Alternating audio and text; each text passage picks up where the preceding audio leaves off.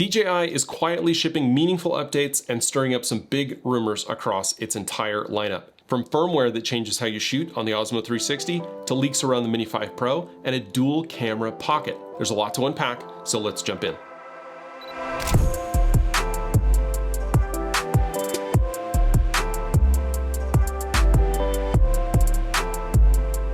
Twist twice and you're rolling. DJI's latest Osmo 360 firmware adds a capture shortcut that actually solves a common shooting headache. Now, according to Drone DJ, firmware version 1.01.06.41, DJI really needs to fix their firmware numbers, for the Osmo 360, paired with the refreshed DJI Mimo app 2.4.0 or newer, introduces Twist Shot. With Twist Shot enabled, a quick double twist of your selfie stick will either take a photo or start recording. No buttons, no screen taps. To turn it on, just enter live view, swipe down from the top, swipe left, and tap the Twist Shot icon. Beyond the shortcut, the improvement also comes with bringing. Let's try that again.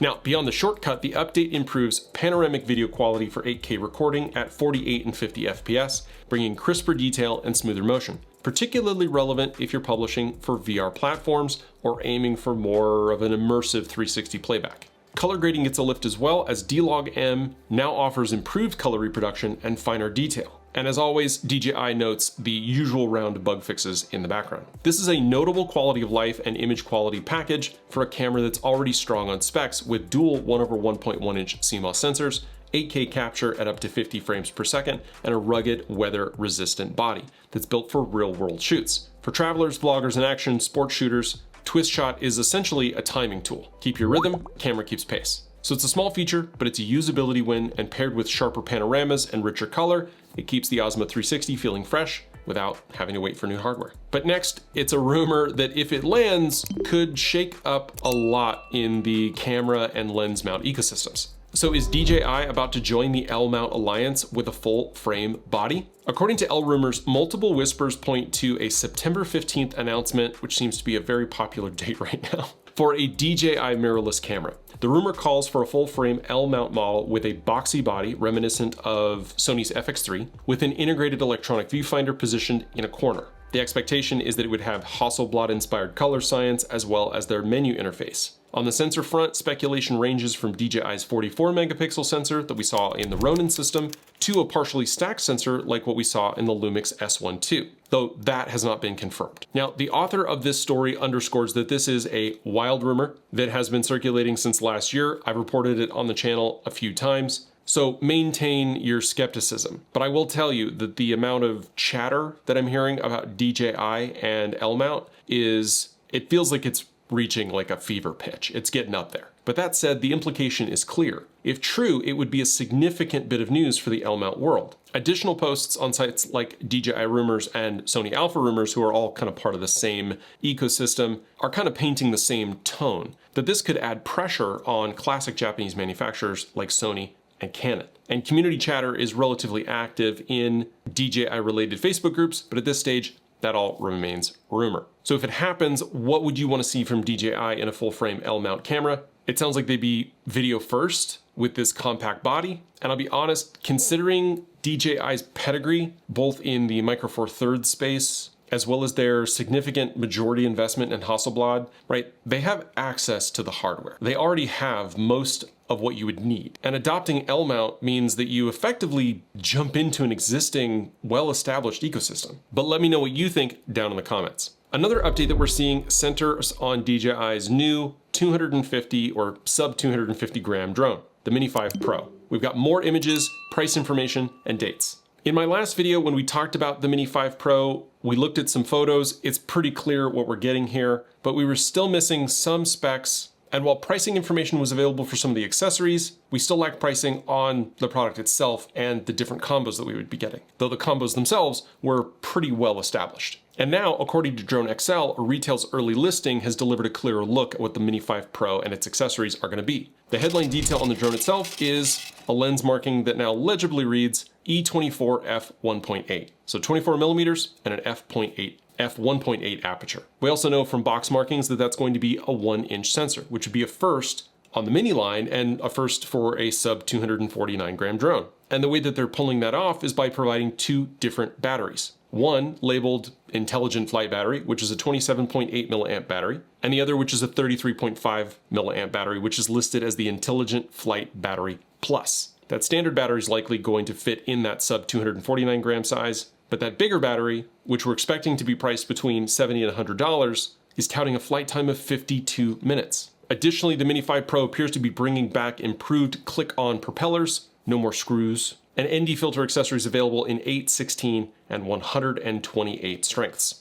Now, to recap previous leaks, we do have that C0 label indicating that sub 250 gram weight, that 1-inch sensor, and we're expecting the introduction of LiDAR sensing obstacle avoidance. We're still expecting a mid-September rollout, with potential teasers around September 9th and a reveal as early as the 16th. But these dates are, again, rumored. Additionally, with the vertical shooting option, you would actually be able to get between 220 degrees and 330 degrees, depending on the direction that you're shooting on that new 1-inch sensor. And that 1-inch sensor is listed to be a 20 megapixel sensor with 12-bit RAWs. Where have we seen 20 megapixel sensor? And on the connectivity side, expecting support for OcuSync 4 or O4 Plus, like the Mavic 4 Pro, meaning that it would be compatible with the RC Pro 2, which we expect there to be a Fly More combo that introduces the two together. Expecting 43 kilometers per hour or 26.8 miles per hour, enhanced AI modes,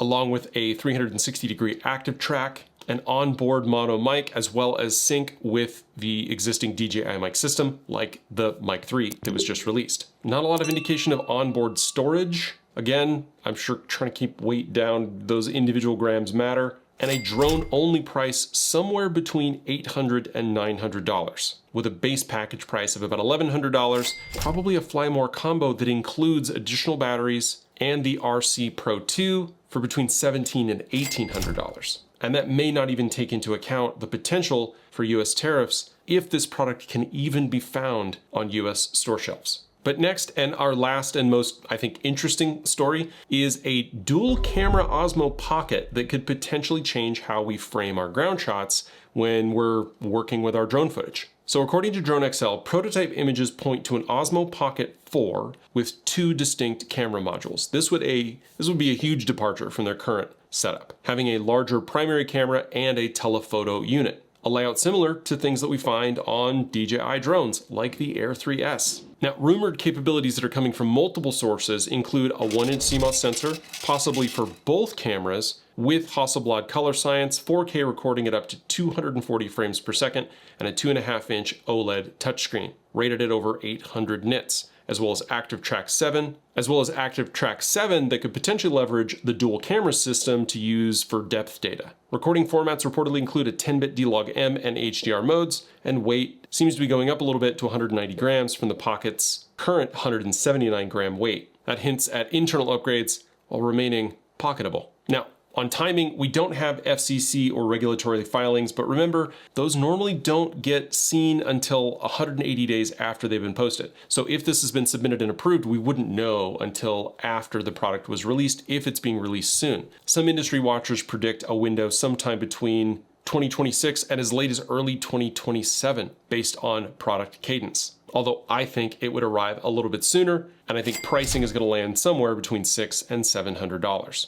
Now, in a separate leak shared by Igor Bogdanov, who's Quadro News over on X, and discussed over on Digital Camera World, we have reinforcement that the dual camera concept is out there, and it raises a practical question. With camera modules offset on the gimbal, does stabilization become more difficult? The piece notes that many DJI gimbal cameras aren't perfectly centered, so it may be less of an issue than it seems. Another image circulating from Fixed Focus Digital suggests a smaller OLED screen on the back, akin to the Osmo Action 5 Pro. But that idea has been met with skepticism given that Pocket 3's gimbal is reversible. And around all of this, we've got community wish lists that include things like true D-Log instead of D-Log-M, as well as on-device histograms, potentially even waterproofing or weather sealing. So would a dual camera Pocket replace the gimbal that you currently have in your kit? I know that the Pocket 3 is an extremely popular product for content creators, both for main camera use as well as for B-roll and BTS. As a full-time working photographer and videographer,